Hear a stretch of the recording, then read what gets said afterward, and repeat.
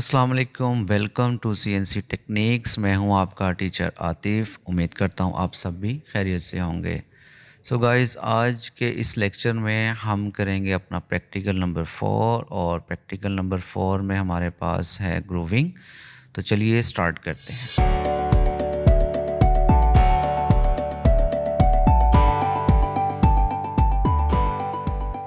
Grooving के लिए हमारे पास आज टास्क हमें मिला है इस ड्राइंग का। तो ये हमारे पास एक ड्राइंग है, ये इसका 3D या आइसोमेट्रिक व्यू है और ये इसका 2D व्यू है। 2D व्यू में कुछ इसकी डायमेंशंस हैं कि ये वाला ग्रूव इसकी जो है वो विड्थ कितनी है और इसकी डेप्थ कितनी है, एज इट इज़ ये है। और फिर ये दो ग्रूव्स हैं। इट्स मीन कि हमारे पास दो डाइस हैं, एक 30 का, उसके ऊपर हमें दो ग्रूव रिक्वायर्ड हैं।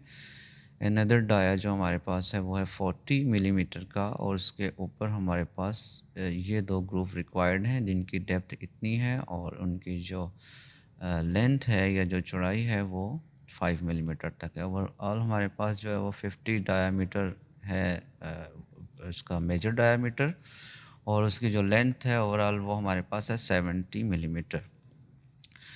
तो इसको स्टार्ट करते हैं। स्टार्ट करने के लिए मैंने यहाँ पर इसका प्रोग्राम जो है नोटपैड की फ़ाइल में बना लिया है। बनाने के बाद हमने क्या करना है कि अपनी जो मशीन है या जो कंट्रोलर है, जो पैनल है, वो ओपन कर लेना है। ओपन करने के बाद जैसे ही आप उसको ओपन करते हैं तो आप डिस्प्ले पे इस तरीके का एक प्रीव्यू देखते हैं अपनी मशीन का। उसके बाद हम इसको करेंगे जी ऑन करने के बाद पहला हमारा काम है मशीन को रेफरेंस करवाना दोनों एक्सिस का। उसके बाद जी हम देखेंगे अपनी जो ड्राइंग में हमने जो है यहाँ पर दो टूल यूज़ किए हैं। एक रफिंग फिनिश करके, मतलब इस डाई को हम कैलकुलेट करके निकालेंगे, और दूसरा जो है, अगर मैं इसको इस तरीके से करूँ शायद आपको क्लियर हो जाए।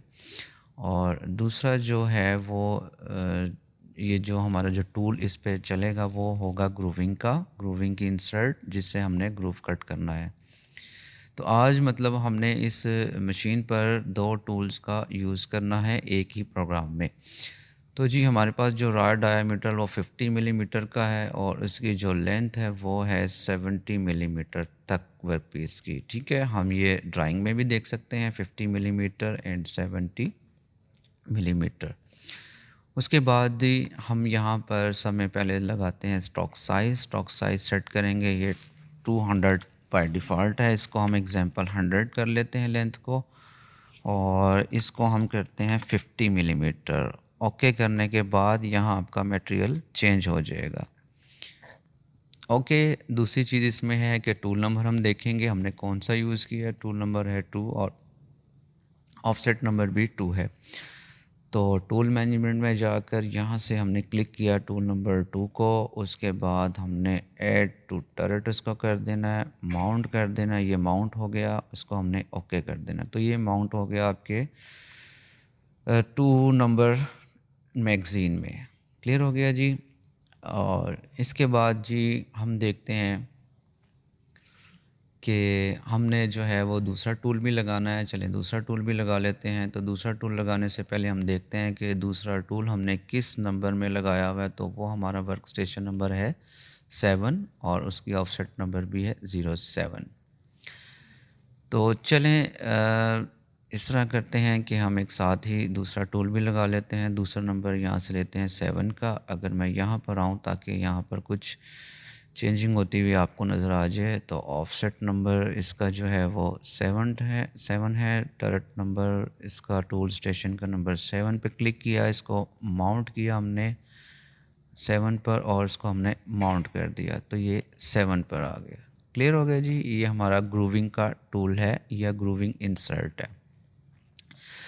इसके बाद हमने अभी एग्जांपल टूल नंबर 1 को जो है वो ऑफसेट करवाना है। तो ये बटन प्रेस करके भी आप इसको इस तरीके से यहाँ पर आता जा रहा है आपका 1 2 3 4 5 6 7 8 और ये अगेन 1 आ गया टूल नंबर।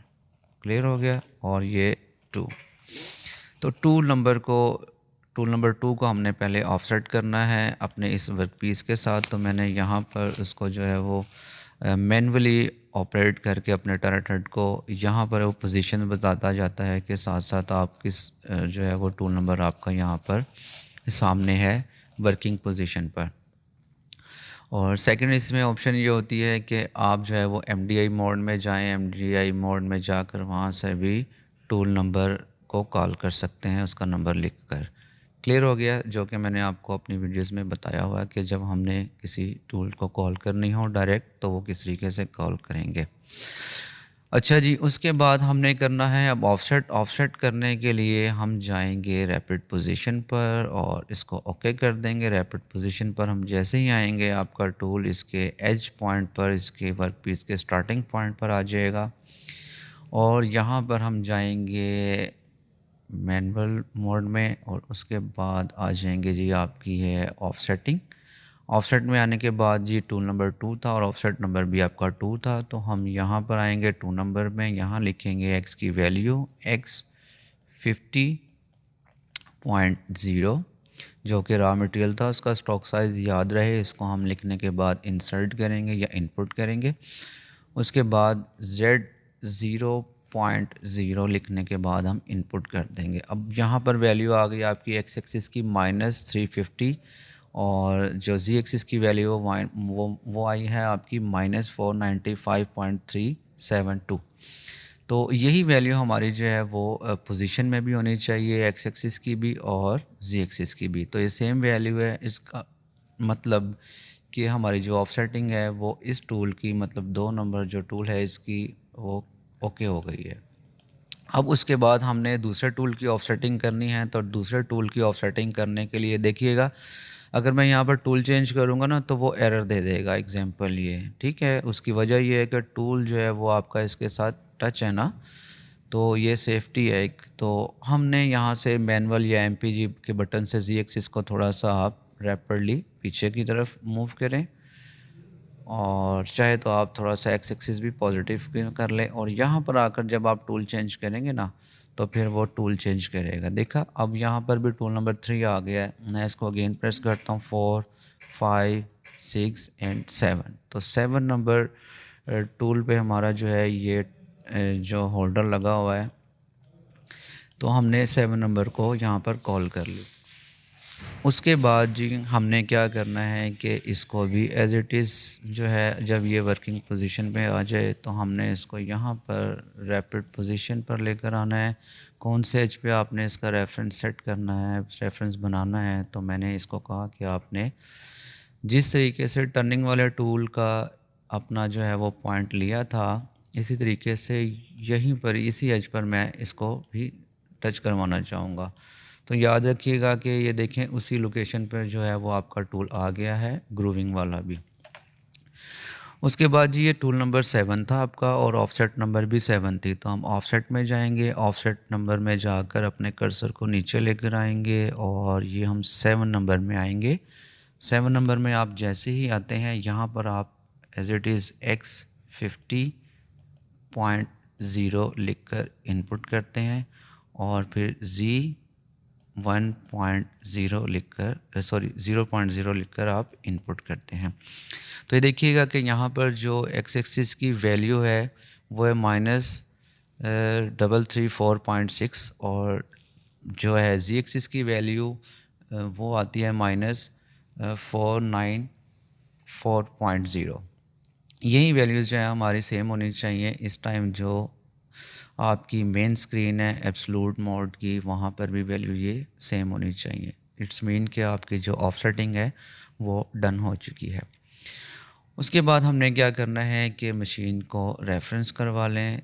ये ज़रूरी नहीं होता दोबारा रेफरेंस करवाना, लेकिन मैं इस वजह से रेफरेंस करवाता हूँ ताकि टूल जो है वो अपनी होम पोजीशन से आता हुआ आपको क्लियर नज़र आए कि टूल कहाँ खड़ा हुआ है और किस तरीके से फंक्शन करता है।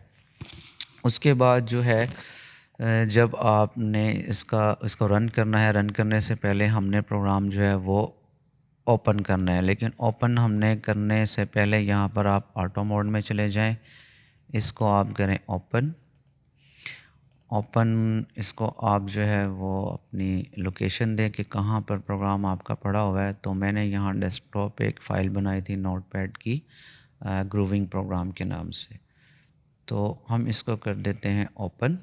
तो जैसे हम ओपन करते हैं तो वो प्रोग्राम आपका अपने जो है वो डिस्प्ले पे आ जाएगा, और डिस्प्ले पे जब आएगा तो हम इस पर कुछ भी चेंजिंग कर सकते हैं। क्लियर हो गया? बट उसके बाद हमने क्या करना है कि डोर को कर दिया क्लोज़, और डोर को क्लोज़ करने के बाद अब देखें कि 7 नंबर टूल आपका जो है वो इस टाइम पोजीशन पे खड़ा हुआ है, लेकिन जो पहला काम है वो उसका रफिंग फिनिश जो है वो टर्निंग टूल से ही होना है।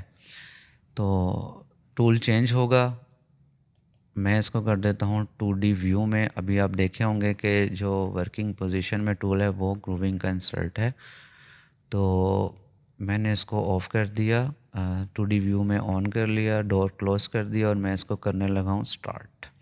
तो जैसे ही मैं इसको स्टार्ट करूँगा तो टूल जो है वो चेंज हो जाएगा, मतलब जो वो है इसका टर्निंग वाला टूल, टूल नंबर 2 वो आ जाएगा, क्योंकि अकॉर्डिंग टू प्रोग्राम जो है वो हमारा जो है वो मशीन इम्प्लीमेंट करेगी। तो उसको स्टार्ट करते हैं। ये देखें टूल चेंज हुआ और ये वर्किंग करने जा रहा है टूल, और ये स्टार्ट हो गई आपकी सिमुलेशन।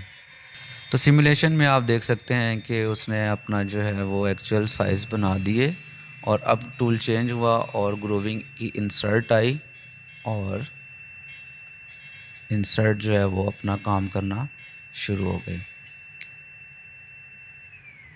ठीक है, तो ये आपकी जो एक्चुअल ड्राइंग थी वो आपकी जो मशीन पे है, ये टूल ने परफॉर्म करके ये जो आपकी ड्राइंग है जो आपको 3D नज़र आ रही है, यहाँ पर 2D है, एक्चुअल में ये उसने मशीन ने बना दी। सो गाइस, आज के इस वीडियो में आपने देखा कि आपकी अगर पास कुछ ऐसा टास्क आ जाता है जिस पे स्टेप टर्निंग भी हो, टेपर भी हो, ग्रूविंग भी हो, तो उसके ऊपर आपने 2 या 3 या जितनी भी टूलिंग है वो एक प्रोग्राम में किस तरीके से जो है वो मूव करवानी है, और अपने जो पार्ट को है वो मैन्युफैक्चरिंग की तरफ लेकर जाना है। सो उम्मीद करता हूँ आज की ये वीडियो और ये लेक्चर भी आपको समझ आ गया होगा। तो मिलते हैं नेक्स्ट वीडियो में अपनी एक नए लेक्चर के साथ, नए वीडियो के साथ। तब तक के लिए अपना बहुत ख्याल रखिएगा, और अपने इस चैनल का भी। अल्लाह हाफिज़।